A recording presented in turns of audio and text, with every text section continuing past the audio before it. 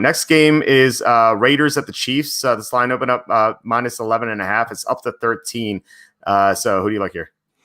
I like the Raiders in this one. And just like I just look at this and I say the Patriots without Cam Newton last week were what, an 11.5, 12-point underdog to the Chiefs. And I know the Chiefs covered that one, but they really shouldn't have. The Patriots blew that game because Brian Hoyer was messing around too much, and then Jarrett Stidham came in and did what I always knew he would do if he got regular season action, is throw a terrible interception at a time when I needed him to cover. So that game was very frustrating. But my point here is that the Raiders at pretty much full strength. They're without a couple receivers, but they have Josh Jacobs and Darren Waller and Derek Carr, who's, to his credit, been very good this year, and most of their offensive line healthy. I think they should be able to cover this pretty easily. I think the Chiefs will ultimately win, but the Chiefs have a big look-ahead factor. They're playing on Thursday night against the Bills.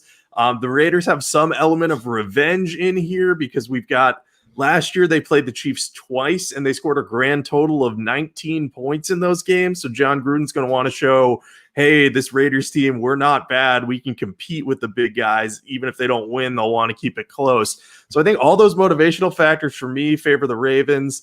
The Raiders offense, or rather they favor the Raiders, not the Ravens, but the Raiders offense have still scored 20 points at least every week. And I think the 20 they scored was against the Patriots, a pretty good defense. So yeah, I like the Raiders in this one for 2 to 3 units. This line just feels off to me. We're just getting too many points. And I think Kansas City, I don't think they come out flat. I don't think they lose this game.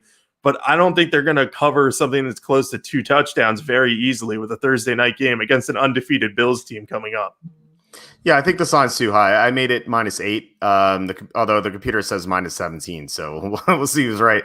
I do think this line is too high, though, for the reasons you said. And the look ahead is huge. I mean, that Buffalo game could be for the number 1 seed in the AFC playoffs. And, you know, that's more important than ever because that's the only seed that gets a bye this year with the new rules. I do have some concern, though, for the Raiders is that, like, they have no pass rush, so they have to blitz a lot. They've been blitzing a lot more this year. And if you blitz Patrick Mahomes, like that, it's game over. Like, you just can't win that way. So if the Raiders start blitzing a lot in this game, I could see the Chiefs scoring like into the 40s or something.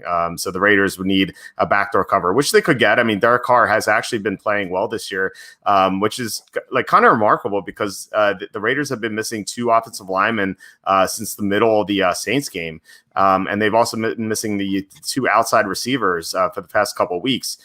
So, you know, if they get some of those guys back, like if Trent Brown plays and maybe one of the receivers comes back, like I think the Raiders, I would definitely pick the Raiders to cover. If none of those guys come back, then I think I would consider the Chiefs, but I'm still on the Raiders just because I think this line's too high.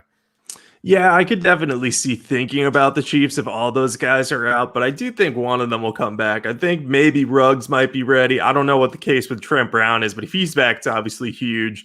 The point about the pass rush is a good one, though, because we saw the Patriots last week. Their plan basically was to stuff the run, and then when Mahomes goes back to pass, drop as many guys into coverage as you can because he's too good against the blitz. And then if you can get home with a 3-4 man rush, you're in good shape, and you occasionally have someone spying the quarterback or just ready to react if he starts moving. So we've seen a formula for how to contain Patrick Mahomes. It doesn't work for the whole game, but you know, the Patriots are kind of laying a blueprint. So I don't know if the Raiders will be able to follow that entirely, but like you said, this line's too high.